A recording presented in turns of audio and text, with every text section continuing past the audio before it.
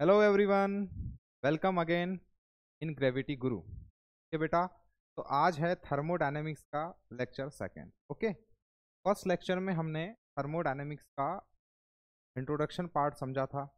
आज हम state function and path function को, ओके, एंड हम ये देखेंगे एक्सटेंसिव प्रॉपर्टी क्या होती है। ये भी बेसिक ही है थर्मोडायनेमिक्स का, लेकिन बेसिक से ही आपको बड़ी थ्योरीज बने। राइट, स्टार्ट करते हैं ना। तो सबसे पहले हम इसमें स्टेट ऑफ सिस्टम को समझेंगे हम स्टेट ऑफ सिस्टम, किसी सिस्टम की स्टेट को कैसे डिफाइन करेंगे, कैसे उसको समझाएंगे। तो देखो बेटा, स्टेट ऑफ सिस्टम को समझाने के लिए क्या होते हैं, thermo dynamic variable. State of system को बताने के लिए क्या होते हैं, थर्मोडायनेमिक वेरिएबल। ओके, अब थर्मोडायनेमिक वेरिएबल क्या होते हैं, थर्मोडायनेमिक प्रॉपर्टीज, थर्मोडायनेमिक क्वांटिटीज,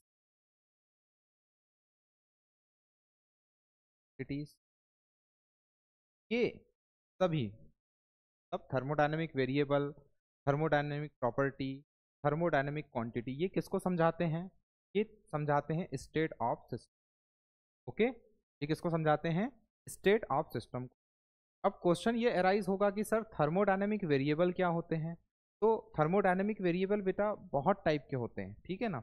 लेकिन जो मेनली जो है, जो हमने अभी तक सुने भी हैं, जैसे टेम्परेचर, जैसे प्रेशर, ओके, जैसे वॉल्यूम, और भी बहुत सारे हैं, ये क्या हैं, थर्मोडायनेमिक वेरिएबल हैं, etc।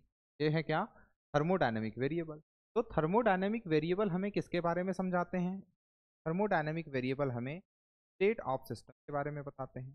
थर्मोडायनेमिक प्रॉपर्टी किसके बारे में बता रही है, थर्मोडायनेमिक प्रॉपर्टी भी हमें स्टेट ऑफ सिस्टम के बारे में समझा रही हैं। थर्मोडायनेमिक क्वांटिटीज किसके बारे में बता रही हैं, ये भी स्टेट ऑफ सिस्टम समझा रही हैं। धीरे धीरे हम प्रोसीड करते जाएंगे। अब स्टेट ऑफ सिस्टम में हम लोग सबसे पहले पढ़ेंगे क्या, state function and path function. देखो, थर्मोडायनेमिक वेरिएबल्स जैसे टेम्परेचर, प्रेशर, वॉल्यूम, ऐसी चीजें हैं जो किसी सिस्टम की स्टेट को समझाएंगे। सिस्टम क्या है, सिस्टम वो है जिस पे हम लोग स्टडी करने वाले हैं, जिसको हमने अपने अंडर इन्वेस्टिगेशन में लिया है। राइट, और सिस्टम को छोड़कर रेस्ट ऑफ द पार्ट क्या है, सराउंडिंग है। ये मैंने प्रीवियस लेक्चर में आपको समझाया था। राइट, तो अब देखो हम धीरे धीरे प्रोसीड करते जाएंगे, आगे हम समझते जाएंगे। तो सबसे पहले हम समझेंगे बेटा क्या, स्टेट फंक्शन। क्या समझेंगे हम, स्टेट फंक्शन। तो हम हेडिंग डालेंगे state function. State function, state function वो होते हैं, या स्टेट फंक्शन एक ऐसे वेरिएबल हैं जो final state and initial state, थोड़ा उल्टा बोल दिया, initial state and final state पर डिपेंड करते हैं। इनको पाथ से कोई लेना देना नहीं। इसकी डेफिनेशन लिख देता हूँ और थोड़ा सा अच्छे से समझ में आएगा। डिपेंड्स अपॉन, स्टेट फंक्शन क्या होते हैं बेटा, depends upon initial and final state, initial and final state, initial and final state of system. आएगा समझ में, है ना, धीरे धीरे समझेंगे। Initial and final state of system, but but does not depends upon the path और मैकेनिज्म ऑफ, ओके, से जाओ, है ना, धीरे धीरे समझेंगे, सारी चीजें समझ में आ, ओके। स्टेट फंक्शन ऐसे फंक्शंस हैं जो इनिशियल एंड फाइनल, जो क्या बेटा, initial and final, initial and final, initial and final, okay, initial and final, initial and final, and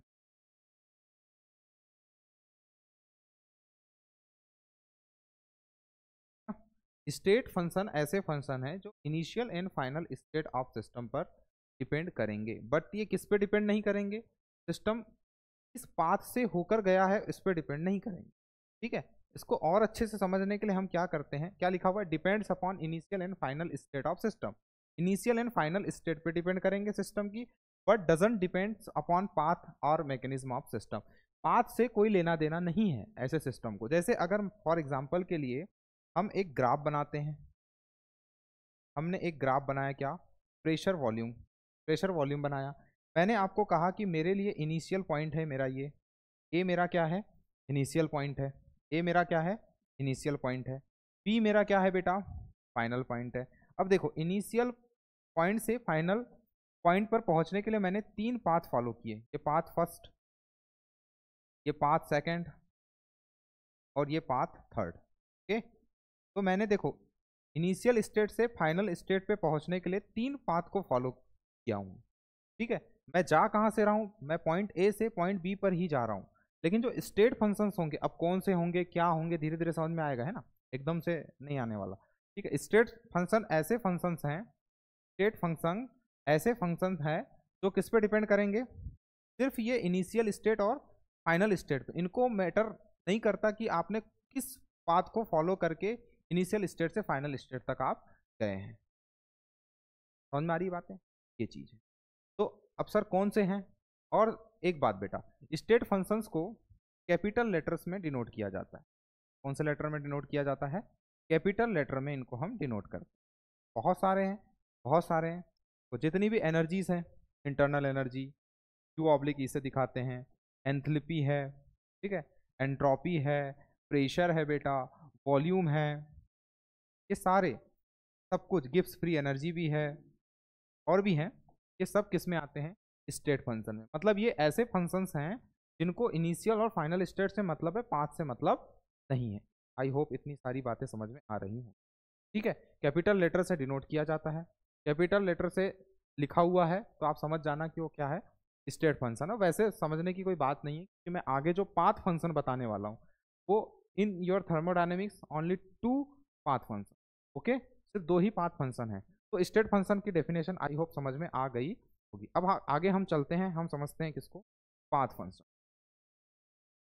आगे हम समझेंगे किसको, path function, path function. Okay, path function क्या होते हैं, है ना। देखो ये डेफिनेशन को ठीक से पढ़ो, depends upon initial and final state. मैं यहाँ क्या लिखूंगा, depends upon, depends upon, depends upon path, depends upon path, किस पे डिपेंड करेंगे, path, as well as, as well as initial and final state, well as initial and final state, initial and final.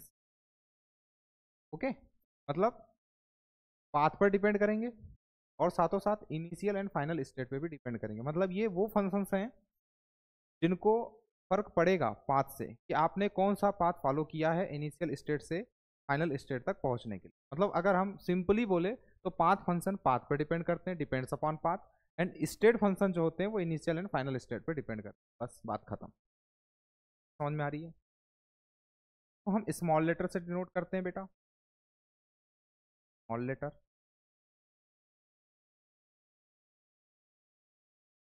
एक है heat, heat जिसको हम small Q से दिखाते हैं, और दूसरा है क्या, वर्क, डब्लू। दो ही हैं क्या, पाथ फंक्शन, दो ही हैं क्या, पाथ फंक्शन। जैसे अगर हम यहाँ पर प्रेशर वॉल्यूम कर्व बनाए, प्रेशर वॉल्यूम कर्व बनाए, प्रेशर है यहाँ, वॉल्यूम है। फॉर एग्जांपल के लिए ये मेरा पॉइंट ए है, ये मेरा point, point A, point B. अब पॉइंट ए से पॉइंट बी पर जाने के लिए मैंने एक पाथ फॉलो किया, मैंने ये दूसरा पाथ फॉलो किया, और मैं तीसरा पाथ फॉलो किया, पाथ 1, पाथ 2, पाथ 3। ओके, तो हीट, ये है मेरा पाथ 1, बेटा पाथ 2 या पाथ 3। तो ए से बी पहुंचने में, मतलब हीट की बात अगर करेंगे आप, अगर आप हीट की बात करेंगे और अगर आप वर्क की बात करेंगे, तो हीट और वर्क ऐसे फंक्शन हैं जिनको पाथ से मतलब होता है। ठीक है, कि आपने कौन से पाथ को फॉलो करके इनिशियल स्टेट से फाइनल स्टेट गए हैं। इसलिए यहाँ पर लिखा हुआ है कि depends upon path as well as initial and final. I hope इतनी चीज़ें समझ में आ रही, साथों साथ नोट करते जा रहे हैं, नोट करते जाएं। ठीक है ना। अब इसके बाद में देखो, अभी हमने थर्मोडायनेमिक वेरिएबल्स को समझ लिया। थर्मोडायनेमिक वेरिएबल्स में हमने क्या क्या देखा, हमने थर्मोडायनेमिक वेरिएबल्स में हमने देखा, स्टार्टिंग कहाँ से की थी कि भाई थर्मोडायनेमिक वेरिएबल क्या होते हैं, जो स्टेट ऑफ सिस्टम को समझाते हैं।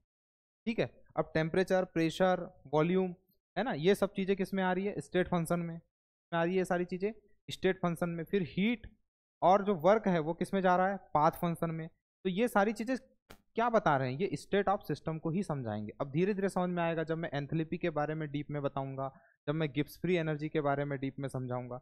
राइट, वैसे ही अब हम समझेंगे, वैसे ही अब हम क्या समझेंगे, थर्मोडायनेमिक प्रॉपर्टीज। वैसे ही अब हम क्या समझेंगे, अब हम समझेंगे क्या, थर्मोडायनेमिक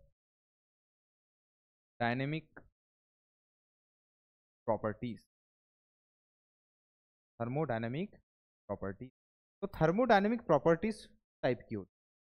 फर्स्ट है इंटेंसिव, फर्स्ट है tensive property, tensive property. Second है extensive property,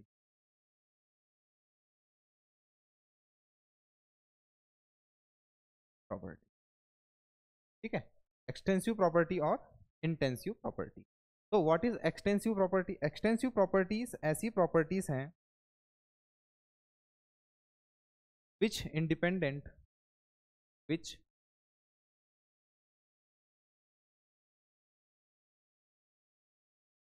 independent of, independent mass oblique size of matter। ऐसी प्रॉपर्टीज जो मैटर के मास या साइज से कैसी हो, इंडिपेंडेंट हो, उनको मैटर के मास और साइज से लेना देना ना हो, ऐसी प्रॉपर्टीज को हम क्या बोलेंगे, ऐसी प्रॉपर्टीज को हम इंटेंसिव प्रॉपर्टी बोलेंगे। एक्सटेंसिव प्रॉपर्टीज क्या, which which dependent, which dependent mass oblique size of matter, of which dependent upon, on लिख लेना, which dependent upon mass oblique size of matter. Intensive property वो ऐसी प्रॉपर्टी है which independent upon mass oblique size of. ठीक है sir, अभी भी कुछ खास पल्ले नहीं पड़ रहा है, पड़ेगा बेटा धीरे धीरे। ठीक, याद रखने का एक तरीका याद रख लो कि इंटेंसिव का आई और इंडिपेंडेंट का आई, मतलब इंटेंसिव प्रॉपर्टीज ऐसी प्रॉपर्टीज हैं, इंटेंसिव प्रॉपर्टीज ऐसी प्रॉपर्टीज हैं जिनको कोई भी मैटर, कोई भी पदार्थ, मतलब मैटर्स के साइज से, मैटर के मास से कोई लेना देना नहीं। लेकिन वहीं पर अगर आप एक्सटेंसिव प्रॉपर्टी को समझेंगे, एक्सटेंसिव प्रॉपर्टी ऐसी प्रॉपर्टीज हैं जिनको मैटर के साइज से, मैटर के मास से फर्क पड़ेगा। राइट, अब हम सर पर एक्सटेंसिव प्रॉपर्टी और इंटेंसिव प्रॉपर्टी कौन कौन सी हैं थर्मोडायनेमिक्स में समझते हैं। हम एक कॉलम बनाते हैं एक्सटेंसिव का और एक कॉलम बनाते हैं इंटेंसिव का। साइड लिखते हैं हम क्या, एक्सटेंसिव प्रॉपर्टी, इंटेंसिव प्रॉपर्टी, और एक साइड हम लिखेंगे क्या, टेंसिव प्रॉपर्टी, टेंसिव प्रॉपर्टी। ठीक है, extensive property and intensive property.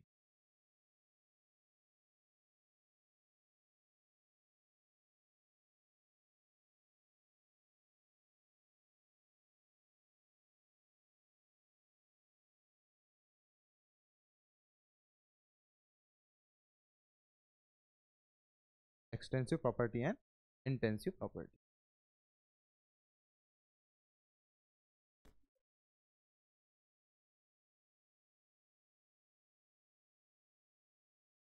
Colour change,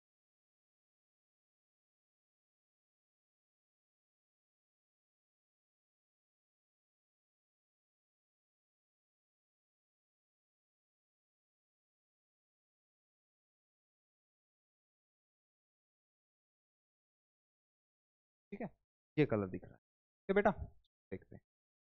तो हम क्या करते हैं, एक्सटेंसिव प्रॉपर्टी और intensive property, right, extensive property and intensive property को समझ, ठीक है। वॉल्यूम, वॉल्यूम कैसी प्रॉपर्टी है, वॉल्यूम है एक्सटेंसिव प्रॉपर्टी, वॉल्यूम है क्या, एक्सटेंसिव प्रॉपर्टी। अब देखो, अब धीरे धीरे समझना है यहाँ से। एक बात बताओ, अगर मास ज़्यादा है, ठीक है, 1 glass of water 1 drum of water, volume किसका ज़्यादा होगा, 1 ड्रम ऑफ वाटर। तो वॉल्यूम एक ऐसी क्वांटिटी है जिसको मैटर के साइज, मैटर के मास से इफेक्ट पड़ेगा, ठीक है। इसलिए हमने वॉल्यूम को किस में कंसिडर किया है, एक्सटेंसिव प्रॉपर्टी में कंसिडर किया है। Number of moles, number of moles, number of moles आपने पढ़े हैं 11th क्लास का फर्स्ट चैप्टर, ठीक है। Number of moles, number of moles भी एक एक्सटेंसिव प्रॉपर्टी है, ठीक है ना। नंबर ऑफ मोल्स ज़्यादा होंगे, नंबर ऑफ मोल्स कम होंगे, ठीक है ना। मैटर का साइज, मैटर का मास इस पर डिपेंड करेगा, ठीक है। तो नंबर ऑफ मोल भी एक कैसी प्रॉपर्टी है, एक्सटेंसिव प्रॉपर्टी है। मास, मास है ना, 2 kg, 8 kg, 15 kg, मास बेटा, मास, मास एक्सटेंसिव प्रॉपर्टी है ना। मैटर का के साइज पे डिपेंड कर रहा है, मैटर के साइज पे डिपेंड कर रहा है। साइज बड़ा होगा, हो सकता है कोई मैटर का साइज बढ़ता जाए तो उसका मास भी इंक्रीज करता जाए। मतलब क्या है, ये कैसी प्रॉपर्टी है, ये एक एक्सटेंसिव प्रॉपर्टी, कैसी प्रॉपर्टी है, एक्सटेंसिव प्रॉपर्टी है। बात समझ में आई। Gibbs free energy, Gibbs free energy, Gibbs free energy, energy की जितनी भी टर्म्स हैं, एनर्जी की जितनी भी टर्म्स हैं, एंट्रोपी, एंट्रोपी, हाँ क्या, entropy, enthalpy, entropy, enthalpy, internal energy,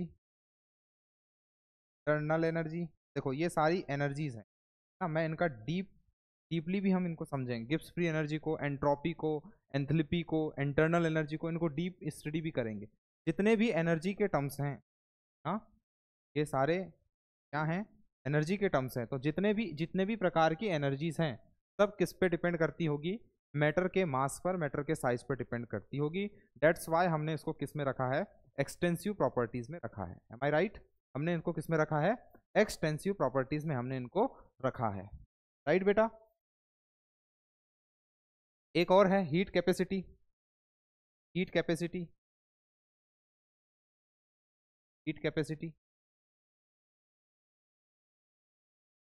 heat capacity, heat capacity के बारे में भी मैं आपको थर्मोडायनेमिक्स में समझाऊंगा, ठीक है। Molar heat capacity, specific heat capacity, है ना, इसका टाइप हीट कैपेसिटी। तो हीट कैपेसिटी भी किसमें आती है, एक्सटेंसिव प्रॉपर्टी में आती है। हीट कैपेसिटी क्या होती है, हीट कैपेसिटी बेटा फॉर एग्जांपल के लिए जैसे कोई सब्सटेंस है, सब्सटेंस क्या है, सब्सटेंस मतलब पदार्थ,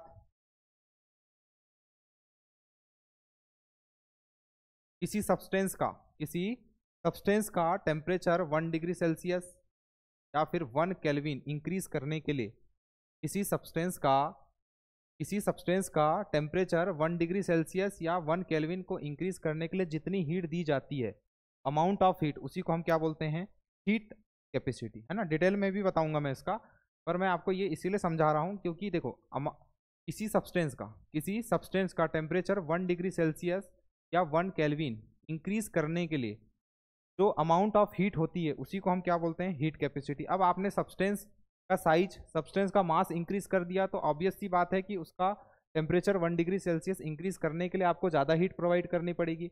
मतलब हीट कैपेसिटी कहीं ना कहीं मास पर डिपेंड कर रही है। भाई सब्सटेंस का मास आप इंक्रीज कर दोगे, फिर सब्सटेंस का मास इंक्रीज कर दोगे, सब्सटेंस का मास इंक्रीज करने से उसका टेम्परेचर 1 डिग्री सेल्सियस इंक्रीज करने के लिए हमको ज़्यादा हीट देनी पड़ेगी। बात समझ में आ रही है? और थोड़ा डीप में हम इसका पढ़ेंगे स्पेसिफिक तरीके से, है ना। अभी के लिए समझ लो कि हीट कैपेसिटी क्या है, एक एक्सटेंसिव प्रॉपर्टी है। फोर्स फोर्स फोर्स को समझाने की जरूरत नहीं है भाई। एक मान लो कि एक बॉक्स है, ये है 15 kg का, एक बॉक्स है 70 kg का, ठीक है। तो फोर्स कहाँ ज़्यादा लगेगा? अगर आपको इसको मूव करवाना है इस बॉक्स को, तो मास इंक्रीज हो गया, तो मैटर का मास इंक्रीज हो जाने से फोर्स भी कैसा लगेगा? ज़्यादा लगेगा। तो फोर्स भी एक कैसी प्रॉपर्टी है? एक्सटेंसिव प्रॉपर्टी है। बात आ रही समझ में? सरफेस एरिया है ना, दिख रहा है ना बेटा यहाँ? हाँ, surface area, surface area, surface area एक कैसी प्रॉपर्टी है? एक एक्सटेंसिव प्रॉपर्टी है। देखो फॉर एग्जांपल के लिए, ये कोई मेटल की सरफेस है और ये भी एक मेटल की सरफेस है, ये भी मेटल की सरफेस है, ये भी मेटल की सरफेस है। मैंने S2 गैस लाया एब्जॉर्व करवाने के लिए। मैंने कौन सी गैस लाया? S2 गैस लाया। अब देखो सरफेस एरिया इंक्रीज होने से ज़्यादा गैस एब्जॉर्ब होगी, सरफेस एरिया कम होने से, तो कहीं ना कहीं सरफेस एरिया भी मास पर डिपेंड कर रहा है, साइज पे डिपेंड कर रहा है। साइज देखो, साइज से समझ में आ रहा है ना यहाँ कि देखो, अगर मेटल का सरफेस एरिया आपने ज़्यादा ले लिया, साइज ज़्यादा ले लिया, तो ज़्यादा गैस एब्जॉर्ब होगी। तो सरफेस एरिया भी कैसी प्रॉपर्टी है? सरफेस एरिया भी एक प्रकार की एक्सटेंसिव प्रॉपर्टी है। आई होप मेरे प्यारे बच्चों को ये सारी चीज़ें आ रही हैं बहुत अच्छे से, ठीक है। तो volume, number of mole, mass, Gibbs free energy, energy की जितनी भी टर्म्स हैं, इंटरनल एनर्जी, दुनिया भर की जितनी भी एनर्जी हैं, रोटेशनल एनर्जी, वाइब्रेशनल एनर्जी, जितनी भी एनर्जीज है, सारी की सारी एनर्जी किस में आती हैं? एक्सटेंसिव प्रॉपर्टीज में आती है। जो हमने उनके नेम इसलिए नहीं लिखे हैं बेटा यहाँ, क्योंकि ये जो है entropy, enthalpy, internal energy, Gibbs free energy, ये हमारे सिलेबस में है, ठीक है। मैंने इनका दिखाया। इंटरनल एनर्जी जो होता है ना, वो बहुत सारी एनर्जी का सम है, बहुत सारी एनर्जी का। तो इंटरनल एनर्जी में बहुत सारी एनर्जी आती है, ठीक है। तो सारी जितनी भी एनर्जीज हैं, जितनी भी सारी एनर्जीज हैं, वो सब किस में आती हैं? एक्सटेंसिव प्रॉपर्टीज में आई हैं। आई होप आपको चीज़ें आ रही हैं, ठीक है, ये समझ में आ रही है। अब हम बात करते हैं किसकी? इंटेंसिव प्रॉपर्टी की। किसकी बात करेंगे हम? इंटेंसिव प्रॉपर्टी की। तो इंटेंसिव प्रॉपर्टी में सबसे फर्स्ट क्या आएगा? डेंसिटी। क्या आएगा बेटा? डेंसिटी, ठीक है। ये इसको और अच्छे से समझाने वाला हूँ मैं, है ना। क्या आएगा? Density. Density is equal to क्या होता है? डेंसिटी इज इक्वल टू होता है mass upon volume, mass upon volume, ठीक है।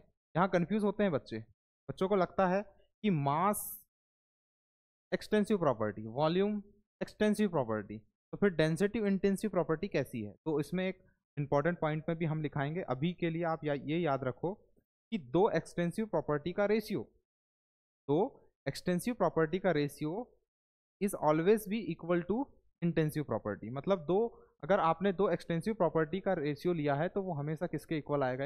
एक इंटेंसिव प्रॉपर्टी के इक्वल आएगा। तो density is a intensive property, ठीक है। Gibbs free energy, Gibbs free energy पर मोल, ये क्या चीज़ है सर? अभी आपने बोला था कि गिब्स फ्री एनर्जी जो है एक्सटेंसिव प्रॉपर्टी है। देखो, ये जितनी भी एनर्जीज हैं, अगर हम इसको 1 मोल के लिए कंसिडर करें, पर मोल का मतलब है क्या? अगर हम इसको 1 मोल के लिए कंसिडर करें, जैसे हम यहाँ मोलर एंथैल्पी की बात करें हम मोलर एंथैल्पी की चर्चा कर रहा हूँ मैं यहाँ पर, मोलर एंथैल्पी की बात कर रहा हूँ, ठीक है। मोलर एंट्रोपी की बात कर रहा हूँ, मोलर एंट्रोपी की बात कर रहा हूँ, ठीक है। एंट्रोपी, तो देखो, अगर मोलर, मोलर का मतलब होता है 1 मोल के लिए, ठीक है ना। अगर हम मोलर वर्ड को सामने लगा दें, ठीक है, ये मैं एक रटने का तरीका बता रहा हूँ, ठीक है ना, कि अगर हम मोलर वर्ड को सामने कहीं पर भी लगा दें ना, गिब्स फ्री एनर्जी पर मोल, मोलर एंट्रोपी, मोलर एंथैल्पी, है ना, जितनी भी एनर्जीज हैं, अगर उनके सामने मोलर वर्ड लग गया, मतलब अगर वो 1 मोल के लिए कंसिडर की जा रही है, तो वो फिर किस में आ जाएंगी? एक इंटेंसिव प्रॉपर्टी में आ जाएंगी। किसमें आ जाएगी? इंटेंसिव प्रॉपर्टी में आ जाएगी, राइट। अब ये बहुत सारे स्टूडेंट के मन में क्वेश्चन अराइज हो रहा होगा कि सर तो थोड़ा और डीपली बताइए। तो मैं जब एंट्रोपी बताऊंगा, जब मैं एंथैल्पी पढ़ाऊंगा, तो मैं आपको बिल्कुल वहां पर एकदम डीपली बताऊंगा, क्यों इसको इंटेंसिव प्रॉपर्टी कह रहे हैं। वैसे अभी भी आपको समझ में आ जाएगा, है ना, जब मैं डेंसिटी और बाकी सब चीज़ों की अभी अलग से उसकी स्टडी कराऊंगा तो आ जाएगी, ठीक है। दूसरी बात, हीट कैपेसिटी जो है वो एक एक्सटेंसिव प्रॉपर्टी है, लेकिन अगर मैंने ये वाला वर्ड लगा दिया specific specific heat capacity, specific heat capacity, specific heat capacity जो है वो एक इंटेंसिव प्रॉपर्टी है, लेकिन हीट कैपेसिटी एक एक्सटेंसिव प्रॉपर्टी है, ठीक है। स्पेसिफिक वर्ड लगाने से क्या मतलब होता है कि वहां पर टेम्परेचर प्रेशर जो है वो कांस्टेंट हो जाएंगे, ठीक है।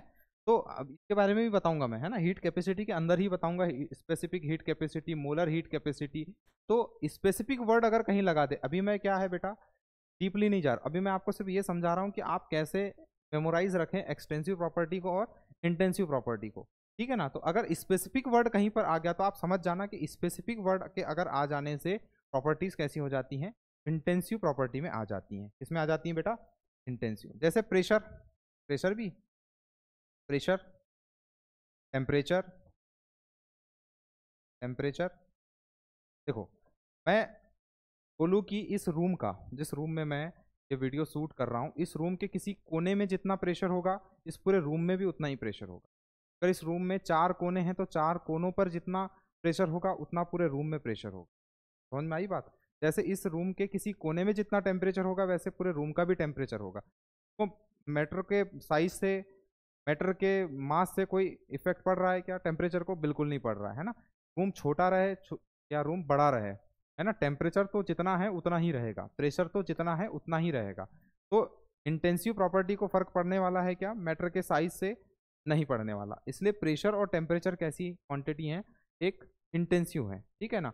एंट्रोपी, एंथैल्पी एक्सटेंसिव है, लेकिन अगर मोलर वर्ड लगा गया है तो वो किस में आ जाएगी? वो इंटेंसिव में। बात समझ में आ रही है धीरे धीरे। Boiling point, boiling point, freezing point, boiling point, freezing point. देखो अब भाई 1 ग्लास ऑफ वाटर लो, 1 ड्रम ऑफ वाटर लो, उसको बॉईल करने के लिए उसका जो बॉइलिंग पॉइंट, वाटर का बॉइलिंग पॉइंट कितना होता है? 100 डिग्री सेल्सियस। तो वो 100 डिग्री सेल्सियस पर ही बॉईल होगा, है ना।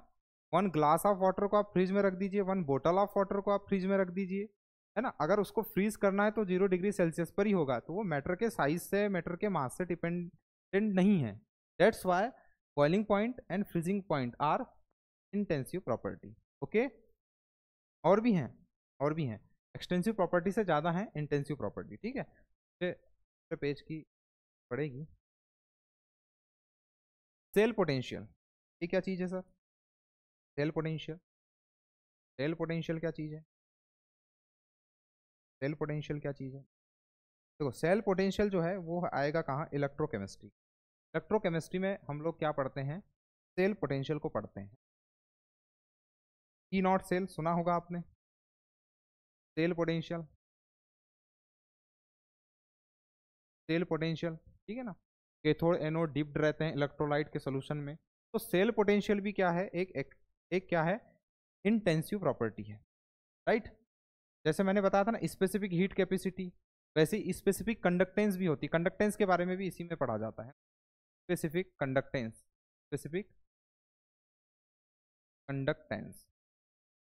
देखो मैं ये नहीं समझना कि सर मैं इनको डीपली क्यों नहीं बता रहा हूँ, क्योंकि इनको मैं यहाँ डीप नहीं बताऊंगा, ठीक है ना। मैं जब इलेक्ट्रोकेमिस्ट्री पढ़ाऊंगा तो आपको बता दूंगा कि सेल पोटेंशियल क्यों इंटेंसिव है, क्यों एक्स। समझ में आई बातें। स्पेसिफिक कंडक्टेंस भी कैसा है? इंटेंसिव प्रॉपर्टी है ना। और ये फिजिक्स का वर्ड रेफ्रैक्टिव इंडेक्स, क्या? Refractive index. अब रेफ्रैक्टिव इंडेक्स जो है वो आप एक glass of water, bucket of water, drum of water, किसी का भी रिफ्रैक्टिव इंडेक्स निकाल लो वो सेम ही आएगा। समझ में आई बात। वाटर का रिफ्रैक्टिव इंडेक्स निकालने जाओगे वो सेम ही आएगा। फिर आप कितना बड़ा साइज में वाटर को ले रहे हो उससे कोई फर्क पड़ने वाला नहीं है, रिफ्रैक्टिव इंडेक्स, ठीक है। सरफेस टेंशन, है ना, surface tension, surface tension, surface area नहीं, सरफेस एरिया तो एक्सटेंसिव में आता है, इंटेंसिव में क्या आता है? Surface tension. क्या आएगा? Surface tension. थोड़ा सा सरफेस टेंशन को मैं समझा दूंगा, ठीक है ना। विस्कोसिटी, विस्कोसिटी, विस्कोसिटी, ठीक है ना, viscosity, pH value, pH value, ये पीएच वैल्यू कहाँ पढ़ते हैं हम लोग? आयनिक इक्विलिब्रियम में, ठीक है, इक्विलिब्रियम में। वेपर प्रेशर, वेपर प्रेशर देखो कुछ कुछ है जो मैं तुमको यहाँ पे इसलिए समझा देता हूँ। पीएच वैल्यू, पीएच और एक लास्ट है all concentration term, all concentration terms, ठीक है। देखो ध्यान से समझना, सरफेस टेंशन क्या होता है? देखो अगर मान लो मैंने आप ही के घर से एक बर्तन उठा के लाया, अब ये छोटा बर्तन है, ये बड़ा बर्तन है, सरफेस टेंशन, सरफेस टेंशन क्या होता है बेटा? देखो ये सरफेस पे जो मॉलिक्यूल होते हैं, फॉर एग्जांपल के लिए यहाँ वाटर के रखा है अभी, तो देखो इस सरफेस पे जो मॉलिक्यूल है, सरफेस पे क्या है जो मॉलिक्यूल है, ये अनबैलेंस्ड फोर्स से बंधे हुए होते हैं, बॉन्डेड रहते हैं, ठीक है। अब देखो नीचे जो H2O का मॉलिक्यूल होगा वो तो इसको, इस पे फोर्स लगा रहा है, इस पे क्या लगा रहा है? फोर्स लगा रहा है, ठीक है। यहाँ जो अंदर की तरफ जो बल्क में, ये तो सरफेस वाले हो गए, तो अंदर की तरफ वाटर मॉलिक्यूल है, वो सरफेस पे प्रेजेंट वाटर मॉलिक्यूल को अपनी तरफ खींच रहे हैं, ठीक है। कोई कोई भी फोर्स हो सकता है इनके बीच में, किसी ना किसी फोर्स ऑफ अट्रैक्शन से खींच रहे हैं, तो जिसकी वजह से क्या है, ये सरफेस पे एक टेंशन क्रिएट हो जाता है, सरफेस पे क्या आ जाता है? टेंशन क्रिएट हो जाता है, जिसको हम क्या बोलते हैं? Surface tension. अब सरफेस टेंशन ये नहीं करता कि आपने साइज ज़्यादा ले लिया है ना, जो आपने जो वेसल लिया है, जो पात्र लिया है, जो भी बर्तन जो लिया है, उसका साइज ज़्यादा ले लो कम ले लो, उससे फर्क नहीं पड़ता, सरफेस टेंशन जो रहेगा वही रहेगा। समझ में आ रही है ना बात? तो सरफेस टेंशन एक कैसी क्वांटिटी है? एक इंटेंसिव प्रॉपर्टी। बात समझ में आ रही है ना? मैं थोड़ा शॉर्टकट में समझा दिया इसको। अनबैलेंस्ड फोर्स बेटा, ऊपर कोई फोर्स है क्या? ऊपर कोई फोर्स नहीं है, है ना, ऊपर की तरफ कोई फोर्स नहीं है, यहाँ तो एयर है, अंदर की तरफ वाटर मॉलिक्यूल है, जो बल्क में वाटर मॉलिक्यूल है वो सरफेस पे प्रेजेंट वाटर मॉलिक्यूल को किसी ना किसी फोर्स ऑफ अट्रैक्शन से अपनी तरफ खींचते हैं। अब अनबैलेंस्ड है भाई, ऊपर कोई फोर्स ही नहीं है, नीचे फोर्स है, तो अनबैलेंस्ड फोर्स है, इसकी वजह से क्या है कि यहाँ जो प्रेजेंट मॉलिक्यूल है H2O के, वो एक प्रकार का टेंशन फील हो जाता है, एक प्रकार का जो है ऊपर की जो लेयर जो होती है वो एक टेंस हो जाती है, जिसको हम क्या बोलते हैं? Surface tension. तो सरफेस टेंशन को कोई मतलब नहीं है तुम्हारे कि तुमने मैटर का साइज कितना बड़ा लिया है, कितना छोटा लिया है। आई होप चीजें समझ में। वैसे वेपर प्रेशर है, देखो वेपर प्रेशर क्या होता है? वेपर प्रेशर को हम राउल्ट चाचू जो हैं, कहाँ से हैं ये सोल्यूशन चैप्टर में है ना, राउल्ट लॉ, ठीक है ना, हेनरीज लॉ, वहाँ पर आपको ये वेपर प्रेशर ज़्यादा पढ़ने मिलता है। वेपर प्रेशर क्या होता है? वेपर प्रेशर ये होता है कि मान लो आपने यहाँ कोई लिक्विड फिल करके रखा है और इसको मान लो पैक कर दिया है, क्या कर दिया आपने? पैक कर दिया। यहाँ कोई लिक्विड फिल करके रखा है, ठीक है, आपने क्या किया? यहाँ से इसको वेपराइज किया, क्या किया आपने? इसको वेपराइज किया, तो इसकी क्या बन गई? इस लिक्विड की वेपर बन गई। फिर ये वेपर क्या करती है? वापस देखो लिक्विड को आपने वेपराइज किया, ठीक है, यहाँ इक्विलिब्रियम आता है, वेपराइजेशन और कंडेंसेशन दोनों प्रोसेस जो होती हैं इक्विलिब्रियम में होती है। कंडेंसेशन मतलब वाष्प का जल में बदल जाना, कंडेंसेशन है, ठीक है ना, और जल का वाष्प में बदल जाना क्या है? वेपराइजेशन है, राइट। तो यहाँ क्या होता है कि लिक्विड वेपर बनेगा, और ये वेपर क्या करती हैं?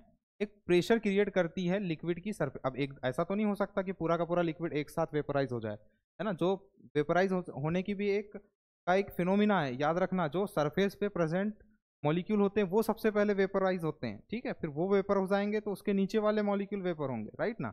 तो देखो क्या होता है कि जो सरफेस पे जो प्रेजेंट मॉलिक्यूल है वो वेपराइज हो जाते हैं, और वो उन्हीं की वेपर जो बचे हुए लिक्विड पर एक प्रेशर क्रिएट करती है, तो क्या बोलते हैं हम लोग? Vapour pressure. क्या बोलते हैं? Vapour pressure. तो वेपर प्रेशर को भी फर्क नहीं पड़ता कि आपने ड्रम ऑफ वाटर लेके चल रहे हैं या फिर आप एक छोटा सा पात्र में वाटर लेके चल रहे हैं, इससे कोई मतलब है नहीं, राइट। तो ये भी एक कैसी क्वांटिटी है? एक intensive property. PH value, pH viscosity तो समझ में आ गया होगा। विस्कोसिटी क्या होती है? लिक्विड की विस्कोसिटी होती है, राइट, गाढ़ापन, ठीक है ना। पीएच वैल्यू क्या होती है? देखो इसको समझो सबसे पहले, यहाँ पर भारी कंफ्यूजन रहता है। यहाँ पर जैसे ये मैंने तभी बताया था ना, डेंसिटी हो गया, ठीक है, ये अपनी कंसंट्रेशन टर्म बताओ कौन सी है? मोलेरिटी, मोलेलिटी, है ना, मोलेलिटी सब पढ़े हैं ना आपने।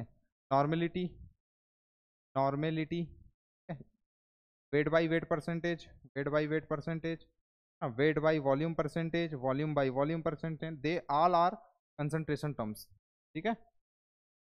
तो क्वेश्चन क्या आता है कुछ स्टूडेंट्स के माइंड में कि सर अगर मैं मोलरिटी की उनसे डेफिनेशन पूछता हूँ तो वो क्या बोलते हैं, number of mole of solute, number of mole of solute, okay, divided by volume of solution in litre, volume of solution in litre. में क्वेश्चन आता है कि नंबर ऑफ मोल तो एक्सटेंसिव है, वॉल्यूम भी एक्सटेंसिव है, तो मोलरिटी कैसे इंटेंसिव होगी। तो फिर से मैं बता रहा हूँ, जैसे मैंने डेंसिटी में बताया था तुम्हें कि डेंसिटी इज इक्वल टू क्या होता है, मास अपॉन वॉल्यूम, है ना। मास एक कैसी प्रॉपर्टी है, मास है एक एक्सटेंसिव प्रॉपर्टी, वॉल्यूम भी एक कैसी है, एक्सटेंसिव प्रॉपर्टी। तो टू एक्सटेंसिव प्रॉपर्टी का जो रेशियो होता है, दो एक्सटेंसिव प्रॉपर्टी का रेशियो ऑलवेज भी equal to intensive property, okay. तो डेट्स वाई जितनी भी कंसंट्रेशन टर्म्स यहाँ पे मैंने लिखी वो सब किस में आती हैं, वो सारी जितनी भी टर्म्स हैं वो सब इंटेंसिव प्रॉपर्टी में आती है। बात इतनी, ठीक है। रेफ्रेक्टिव इंडेक्स के बारे में फिजिक्स में अच्छे से पढ़ते हो ना, वो इंसिडेंट लाइट, वो फिर है ना वो सारी चीज़ें, ठीक है। तो रिफ्लेक्टिव इंडेक्स को पढ़ा जाता है, ठीक है। तो आई होप आपको चीज़ें बहुत अच्छे से समझ में आ गई। हाँ, pH value, pH is equal to क्या होता है, पीएच इजिकल टू होता है minus log H plus, minus log H plus. तो ये देखो, ये जो बड़ा वाला जो ब्रैकेट है ये किसको बताता है, ये डिनोट करता है कंसंट्रेशन को। अब कंसंट्रेशन, ये जितनी भी, ये सब कंसंट्रेशन, ये सब कंसंट्रेशन टर्म्स, ये सब किस में आती हैं, सब एक्सटेंसिव में आती है। डेट्स वाई पीएच भी किस में आएगा, एक एक्सटेंसिव प्रॉपर्टी में आएगा। आई होप इतनी चीज़ें आपके समझ आ गई होगी। अब मैं एक्सटेंसिव प्रॉपर्टी और इंटेंसिव प्रॉपर्टी से रिलेटेड कुछ इंपॉर्टेंट पॉइंट्स आपको समझा देता हूँ। जैसे मैं पहला पॉइंट तो आपको ऑलरेडी समझा चुका हूँ कि अगर आप दो एक्सटेंसिव प्रॉपर्टी का रेशियो लेते हैं तो हमेशा इंटेंसिव प्रॉपर्टी के इक्वल आता है। पर हम अलग से थोड़ा सा नोट्स के पॉइंट ऑफ व्यू से क्या करते हैं, देख लेते हैं, राइट। ये चलते हैं सर। तो कुछ इंपॉर्टेंट पॉइंट्स हैं जिनको हम नोट डाउन करते हैं। Important point, important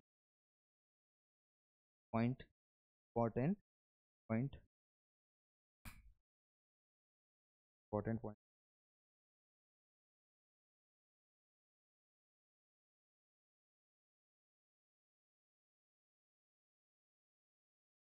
important,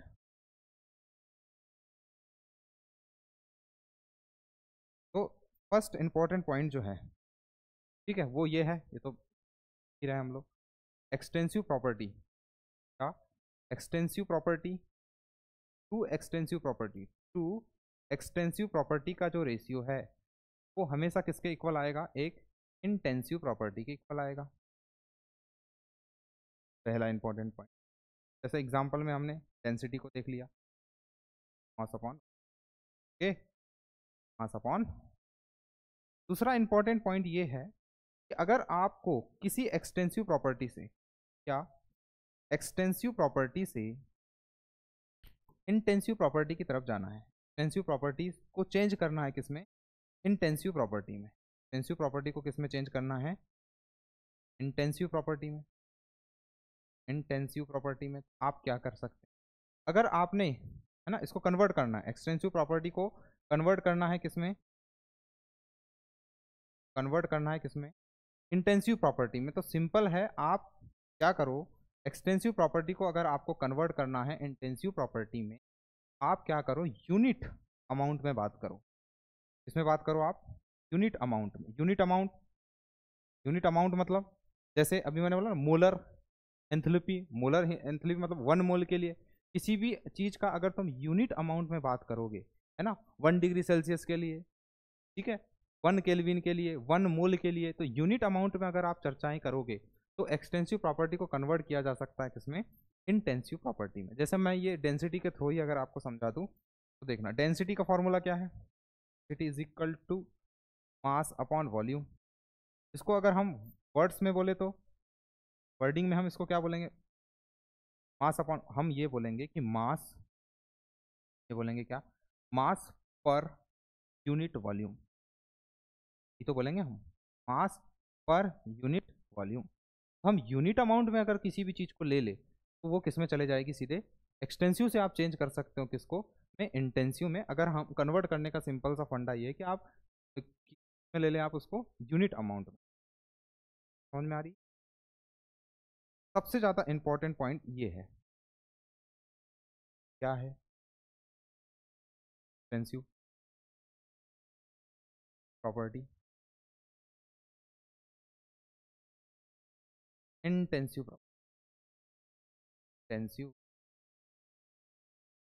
property and intensive property. Extensive property and intensive property में देखो जो एक्सटेंसिव प्रॉपर्टी, ये बहुत इंपॉर्टेंट है ना, बहुत इंपॉर्टेंट है, 4 मार्क लगा के लिख लेना।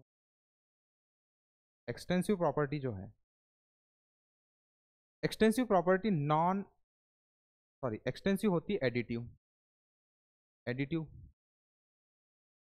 एंड इंटेंसिव प्रॉपर्टी होती है नॉन एडिटिव। क्या चीज़ है? Additive, non additive. ठीक है, देखो एक्सटेंसिव प्रॉपर्टी में जैसे में वॉल्यूम एक कैसी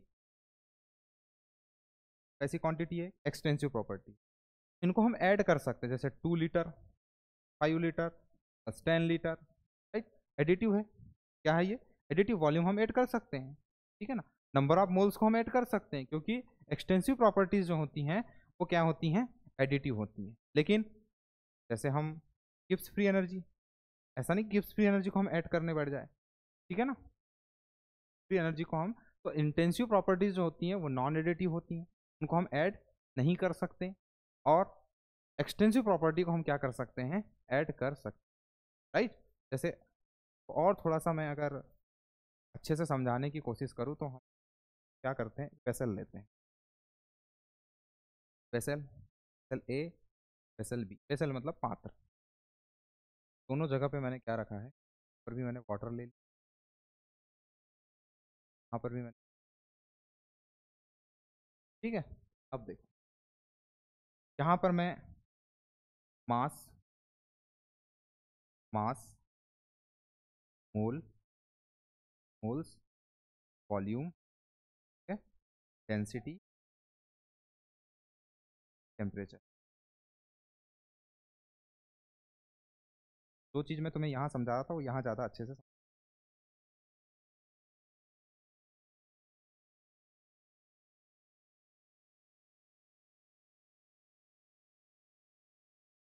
ठीक है। तो समझना है इसको।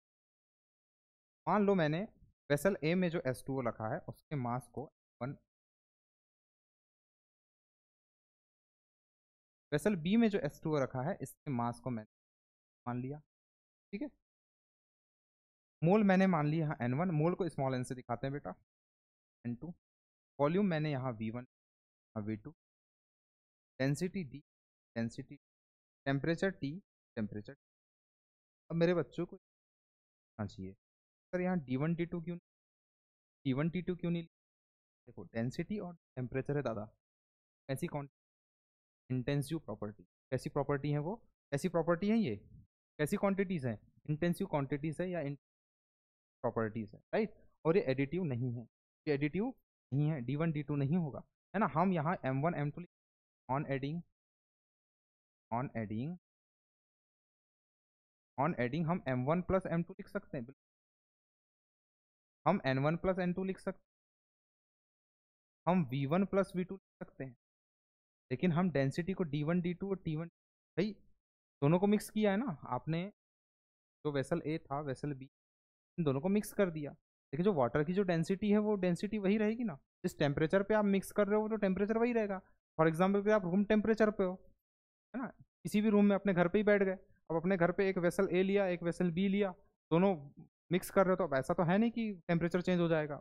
तो बाय डिफॉल्ट जो 25 डिग्री सेल्सियस होता है रूम टेम्परेचर वो तो वही रहेगा ना बेटा। जो वाटर की जो डेंसिटी है वो तो वही रहेगी ना, वाटर की डेंसिटी थोड़ी चेंज हो जाएगी जो अगर आप प्योर वाटर ले रहे हैं, राइट।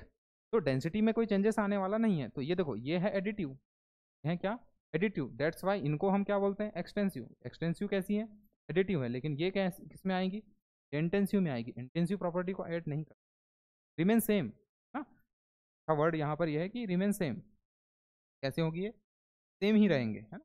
अगर आपने ऐड भी कर दिया, है ना, ऑन एडिंग पर अगर आपने ऐड भी कर दिया तो रिमेन सेम, डेंसिटी में चेंजेस आने वाला नहीं है, टेम्परेचर में चेंजेस आने वाला नहीं है, रूम टेम्परेचर तो 25 ही रहेगा ना।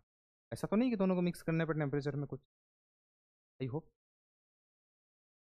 तो जो मैंने हेडिंग लेके चला था, तो हमारी मेन हेडिंग को स्टार्ट कर रहा था, क्या थी? स्टेट एंड पाथ फंक्शन, हम कवर अप कर चुके हैं। एक्सटेंसिव एंड इंटेंसिव प्रॉपर्टी को हम कवर कर चुके हैं। ठीक है ना। बहुत बढ़िया तरीके से हमने समझा कि स्टेट ऑफ सिस्टम को कौन कौन सी चीज़ें समझाते हैं। स्टेट ऑफ सिस्टम को समझाने के लिए कौन कौन है, स्टेट ऑफ सिस्टम समझाने के लिए क्या है, स्टेट ऑफ सिस्टम को समझाने के लिए थर्मोडायनेमिक वेरिएबल है, थर्मोडायनेमिक प्रॉपर्टी है, थर्मोडायनेमिक क्वांटिटी। ठीक है, कुछ स्पेसिफाई वेरिएबल्स जो बार बार हमारे ध्यान में आते हैं वो क्या है, टेम्परेचर, प्रेशर, वॉल्यूम। उसके बाद हमने क्या देखा, state function, path function, thermodynamic properties में इंटेंसिव और एक्सटेंसिव को समझे, उनको हमने क्लासीफाई किया कि कौन सी ऐसी प्रॉपर्टी हैं जो एक्सटेंसिव में आती हैं और इंटेंसिव में आती है, राइट। फिर थोड़ा और डीपली हमने यहाँ समझने की, फिर हमने कुछ इंपॉर्टेंट पॉइंट्स किए। तो हमारा जो टुडे जो टारगेट था ऑलमोस्ट जो है वो कंप्लीट हो, राइट। तो हम जब नेक्स्ट लेक्चर में मिलेंगे तो इससे ज़्यादा और आगे कुछ कुछ चीज़ें पढ़ेंगे, ठीक है ना। थैंक यू वेरी मच बेटा, मिलते